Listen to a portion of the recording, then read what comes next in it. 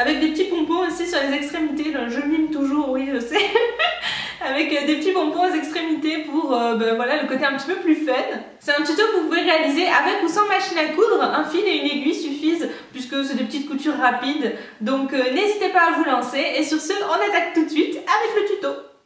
Et on commence par la création des pompons. Donc pour créer des pompons, vous avez besoin de fil de broderie, d'une règle et de ciseaux. Alors pour commencer, on va prendre notre fil de broderie que l'on va venir enrouler autour de la règle. Donc ce que je vous conseille ici, c'est de ne pas trop serrer quand vous enroulez, sinon vous aurez du mal à réaliser la suite du tuto. Donc voilà, faites plein de tours, mais pas trop serré.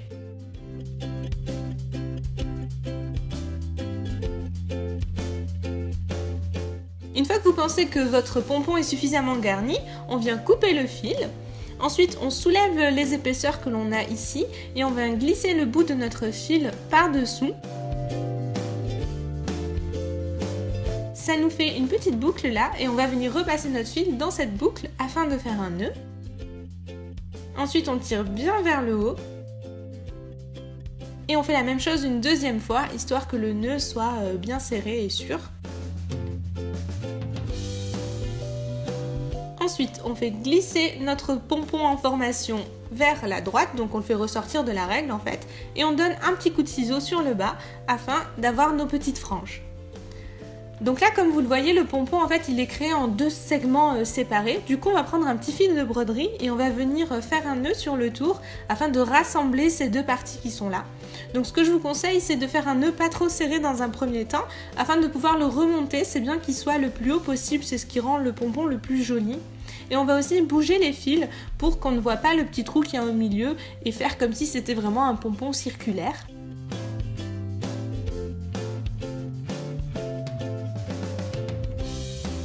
Après ça, on fait un double nœud pour bien serrer. On redescend nos fils vers le bas et on va les recouper pour qu'ils soient à la même hauteur que les autres franges. Alors cette étape-là, elle est carrément facultative, mais j'avais envie de rajouter un petit peu de fun à mon foulard. Du coup, j'ai glissé 3 petites perles sur le haut de mes pompons. Et pour qu'elles tiennent en place et qu'elles ne s'en aillent pas pour le reste du tuto, je fais simplement un petit nœud temporaire au bout. Ok, donc maintenant on va découper 2 carrés de 90 par 90 cm. Donc vous me dites souvent que vous avez du mal à couper droit et à couper donc des carrés. Du coup, je vous l'explique totalement ici. Donc je prends mon tissu que je plie en deux, endroit contre endroit et lisière contre lisière. Et puis ensuite, je le replie encore une fois. Après ça, avec des épingles, je viens bien maintenir bord à bord donc mon tissu lisière contre lisière et contre pli aussi puisqu'on a replié. Donc je mets le tout bien bord à bord et j'épingle. Ensuite, comme la partie droite du tissu, c'est celle qui est constituée de la lisière, donc la lisière, c'est là où on a les petites franges, là, c'est les bords du tissu qui dépassent, j'aligne ma lisière contre une ligne verticale, je pose ma règle sur une ligne horizontale et je donne un coup de cutter. Ensuite, je mesure à partir du haut 90 cm, je fais une marque et je vais faire la même chose, je vais mettre la lisière sur une ligne verticale de mon tapis de découpe. Ensuite, je positionne ma règle horizontalement sur une ligne de mon tapis, mais en passant bien sûr par le repère qui était à 90 cm. Et je redonne encore une fois un coup de cutter. Donc en faisant ça, je suis sûre que le haut et le bas de mon tissu sont vraiment bien droits. Et donc mon tissu fait bien 90 cm en longueur, mais pas en largeur, pas encore en tout cas.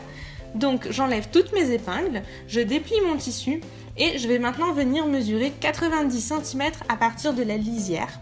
Donc pour être parfaitement juste, je mesure plutôt 92 puisqu'ensuite j'irai recouper la lisière comme c'est pas très joli les petits fils qui dépassent sur les côtés. Après avoir mesuré, je replie mon tissu en deux mais cette fois-ci dans l'autre sens. Je repère la marque que j'ai faite à 90 cm.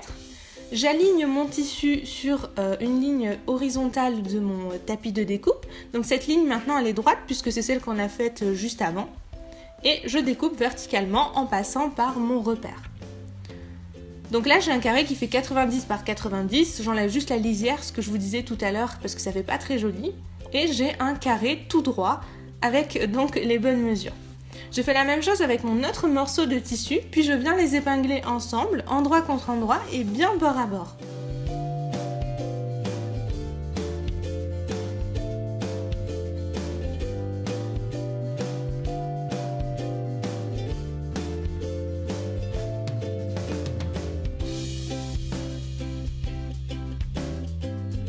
Ensuite, je viens insérer les pompons dans les 4 coins. Donc pour ça, j'enlève les épingles qui ferment le coin en fait. Je glisse mon pompon à l'intérieur. Je veille à ce que le pompon soit bien à 2-3 bons centimètres du bord, sinon ça va me gêner tout à l'heure quand j'irai coudre à la machine. Ensuite, ce que je fais, c'est que je mets une épingle pile sur la pointe, donc dans la diagonale, et j'en mets aussi une autre sur le pompon afin qu'il tienne bien en place. Maintenant, je vais poser ma main sur un côté et je vais faire une marque de part et d'autre. Donc l'idée ici, ça va être d'aller coudre sur tout le tour, en commençant donc par un point d'arrêt au niveau d'une marque. On fait tout le tour et on finira aussi par un point d'arrêt au niveau de l'autre marque.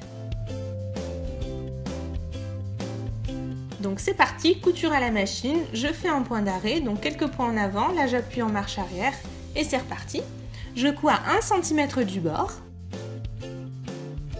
Quand je me rapproche du coin, donc je couds un petit peu plus doucement et je vais m'arrêter à 1 cm du bord encore une fois. Donc quand je suis à 1 cm, je vais venir planter l'aiguille dans le tissu. Je lève mon pied de biche, je fais pivoter mon tissu pour le remettre dans l'axe. Je redescends mon pied de biche et je me remets à coudre encore à 1 cm du bord. Donc je continue comme ça sur tout le tour. Puis, quand j'arrive au niveau de la deuxième marque, je fais encore une fois un point d'arrêt. Et voilà. Maintenant, ce qu'il faut que je fasse, c'est que je tire les pompons en fait. Donc on les avait mis à 2-3 cm du bord, là on enlève l'épingle, on tire doucement et on fait en fait remonter les pompons jusqu'à la couture. Une fois que c'est fait, je coupe le petit nœud qui maintenait les perles en place, je sépare mon fil de broderie en 2 morceaux et je viens faire des petits nœuds afin que lorsque j'irai retourner mon tissu, les pompons ne s'en aillent pas. Après ça, je coupe les coins en diagonale. Je fais ça sur les 3 autres coins aussi, et puis je retourne mon tissu par l'ouverture que l'on avait laissée.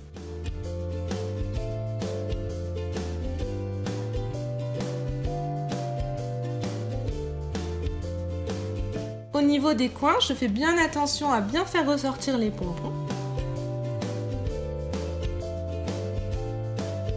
Et maintenant, on va aller fermer l'ouverture qu'on avait laissée. Donc je rentre en fait le surplus de tissu sur l'intérieur. Ça le fait rentrer d'1 cm en haut et 1 cm en bas. Je vais mettre quelques épingles et ensuite c'est au choix. Ou bien vous allez coudre à la machine à 2 mm du bord. Moi c'est ce que j'ai fait parce que c'est ce qui est le plus rapide. Ou bien vous allez coudre à la main avec des petits points invisibles. C'est beaucoup plus propre, mais c'est moins rapide.